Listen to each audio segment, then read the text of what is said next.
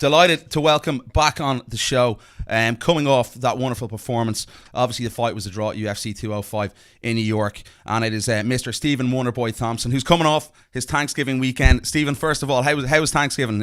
Obviously a bit of R&R with the family, etc. Oh man, it was great. Just hanging out, relaxing, eat whatever I want to eat, losing some weight, which is always a good thing. It was great, man. Just spending it with family, stayed at home, and just relax. Definitely much deserved after that fight, and what an incredible fight it was. Now that the dust has settled, Stephen, you've had 3 weeks to absorb what happened in the fight. How did you assess the performance? And I know you thought you won the fight. It was an incredible fight. Just your thoughts now looking back. It was definitely a war. Probably one of my hardest fights to date, man. Just against a very strong opponent. I mean, he was very physically strong. He was explosive. Walked through a lot of my shots. Definitely first round. Obviously, that was him. He ended up taking down. Once I was on the bottom, I could feel how strong he was. I was like, man, now I've got 205 guys that I train with fight at heavyweight, and they didn't feel as strong as this guy did. His base was just phenomenal. And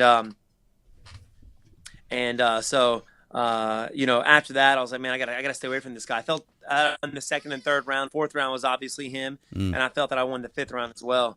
But you know what? It is what it is. I learned a learning experience. I'm definitely going to come back stronger, better and stronger after. How frustrated were you with the scorecards? It was a mix up with Bruce Buffer and the commission as well. I really wasn't. To be honest with you, I had no idea what was going on. But to him, I thought it was. I thought I won 3 of the 2 rounds. Obviously, maybe one of them might have been a 10-8. As soon as he being the winner, Dana White looked at me and was like, hey, man, it's a draw. No, you stay right there. It's a draw. And so, I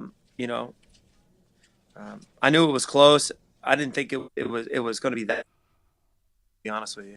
But, it is what it is. I mean, he definitely won the first and the fourth round like crazy, and I won the last 3. Of course, the 10 made it an even draw. So, but the good thing is we're going to be able to do it again and put on another awesome performance, I believe. Definitely. That's what I'm excited for. Definitely. I think everyone is. And, the Irish crowd gave you a great pop as well at the weigh-ins all week long.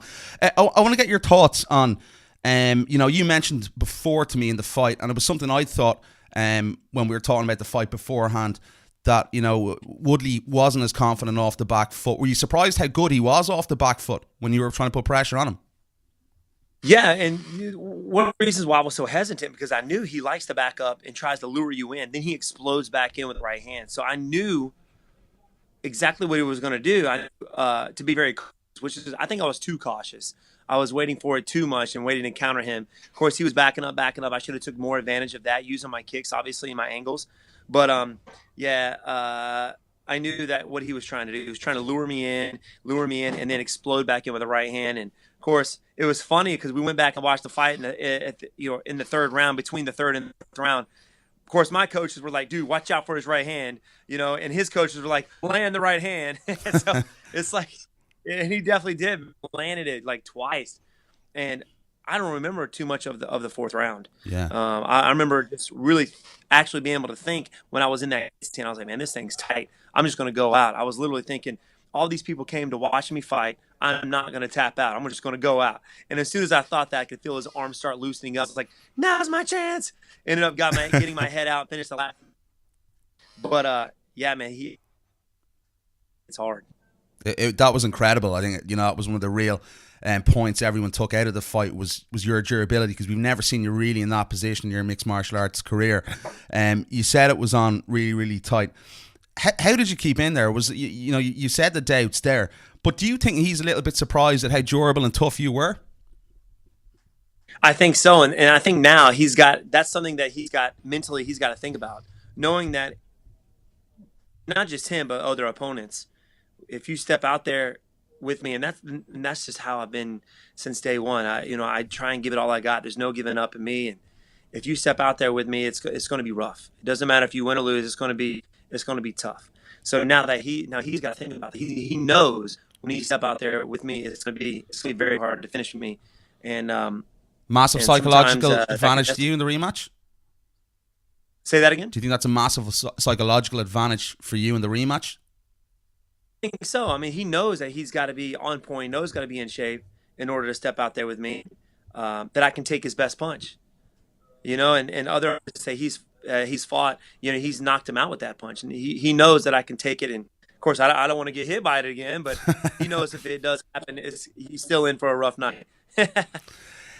I noticed something your dad said at the back, and it's obviously just heat of the moment. He said, when you were at the back of the room, you just come in. Tyron Woodley was up on the stage, and he'd mentioned Conor McGregor. He's obviously pushing, to try and get that big money fight with Conor. But your dad said, I think he goes, he's running already. He sort of muttered. Do you feel that way that maybe Tyron's run away from you after that fight? No, I don't think so. To be honest with you, I think he's just looking for that next money thing. I mean, uh, of course, I know there was some beef between Tyron and him during the whole Yeah. UFC 205 event. Um, but you know what? I think he knows that he's got unfinished business with me.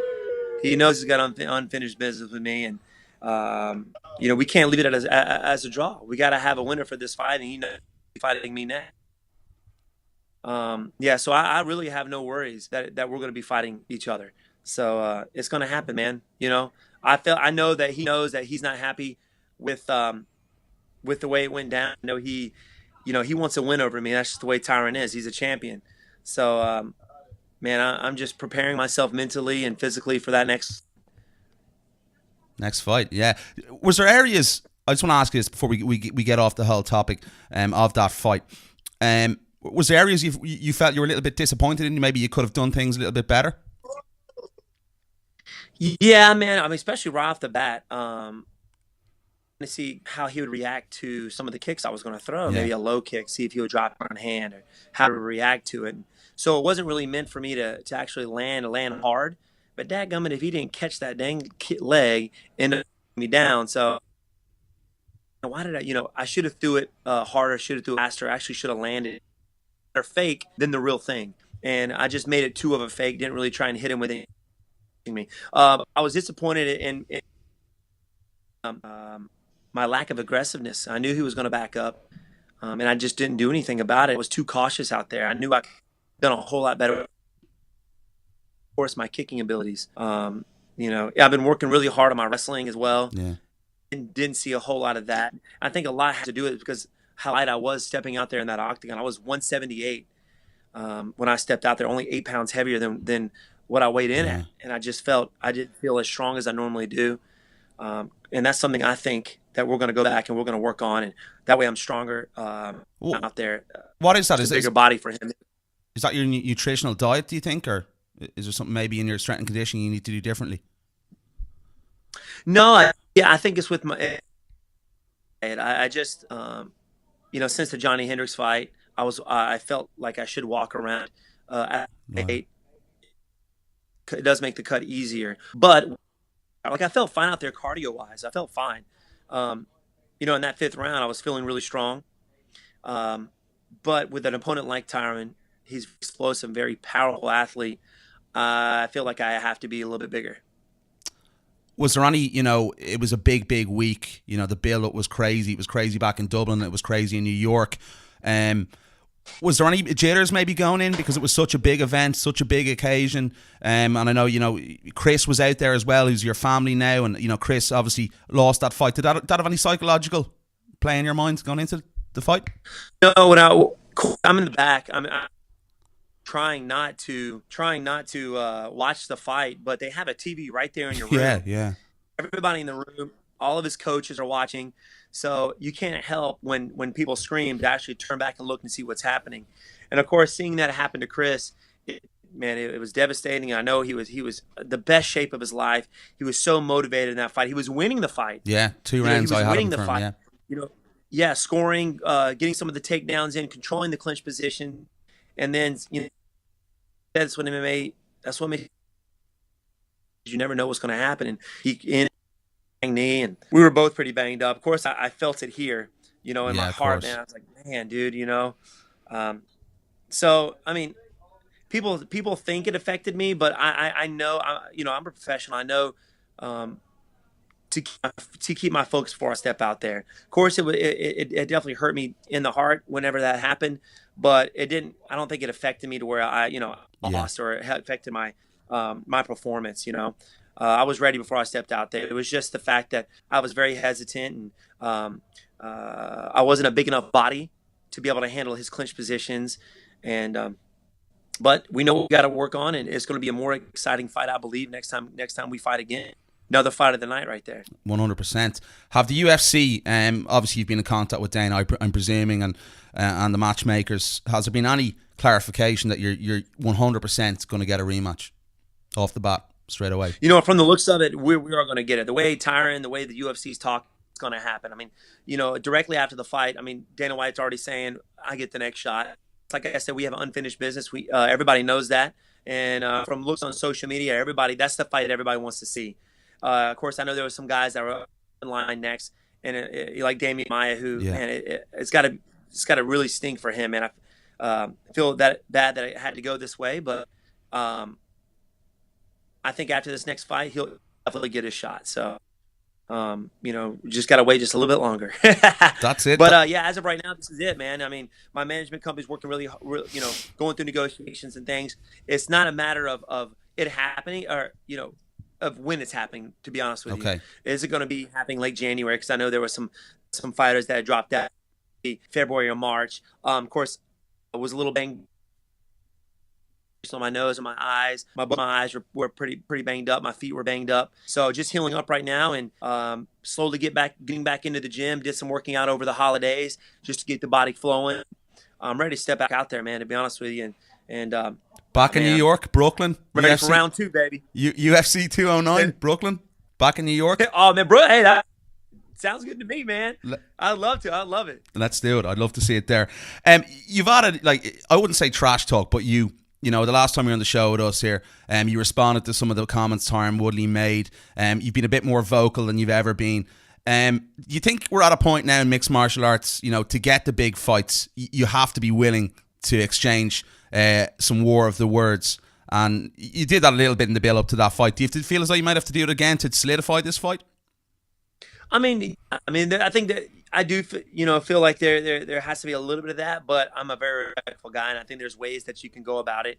But as of right now, especially this next fight with Tyron, I think all the trash talking's been said. We both respect each other a whole lot more after that fight. I know he respects me a little bit more after that fight. He even said so after in the press conference. So I think just that fight alone promotes it. So there doesn't have to be any of that, I don't respect you, respect me type stuff. I think the fight promotes itself. I mean, everybody loved it. I think everybody knew that that's all everybody could talk about after the UFC 205 fight was our fight.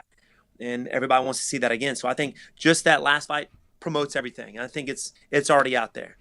Do you think, and I have to ask you about this, you made comments to Damon Martin of Fox Sports, us being an Irish outlet over here. You said Conor McGregor would get ragdolled, in the welterweight division if he was to step up again. Conor's talked about that. He's relinquished his 145-pound belt a couple of days ago.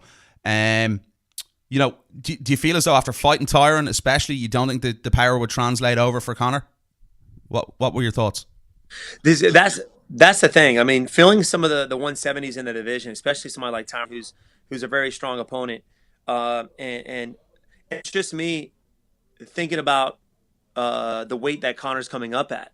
I just feel that the 170, especially somebody like Tyron, are maybe too strong. But I think I think the fans would love to see how Conor McGregor would do in the 170 division. It's just there, and I think people would definitely tune in to see that. But just as an athlete, and about the sport, I just think the guys are too big for Conor McGregor. I know he walks around. Maybe I think the heaviest was 170. 170, yeah, 160, when he fought 168, yeah. Yeah. So, and I mean, unless he just can avoid the whole clinch positions altogether, I think he could do well. But there's such monster wrestlers in the 170 division. I think it would just be very difficult for him to happen. But you never know, man. You know what I mean? You never know. And especially, so I think. Sorry for interrupting you. Especially after him relinquishing the 145-pound belt and what Conor's done. He said he wants to be a 3-weight world champion. Does that sort of maybe unsettle you, unnerve you that he might get that fight ahead of you? Because, you know, he's been calling a lot of the shots in the UFC for quite a while, that he might sort of edge you out of the way and look for that Tyron Woodley fight? No, I don't think so. I know there was talk about it after the fight, and there was also him fighting, you know, Floyd Mayweather. Yeah. So there's a lot of things that are happening when it comes to Conor McGregor. You know what I mean? You know, he's changing the sport, and there's a lot of things going on with him, and I don't think he's going to get it next. Maybe after this, after we settle, maybe. But yeah, man, I know he's talking about not fighting again until, you know, after his baby's born and things like that. So there's no telling what's going to happen, man. He could get that fight.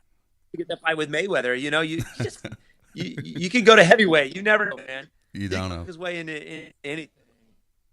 And of course, my hat's off to that guy, man. You know, I hear, just wasn't long ago, he living out of his car, and for him to be one of the highest paid athletes, in the world is amazing, man. My hat's off to the guy.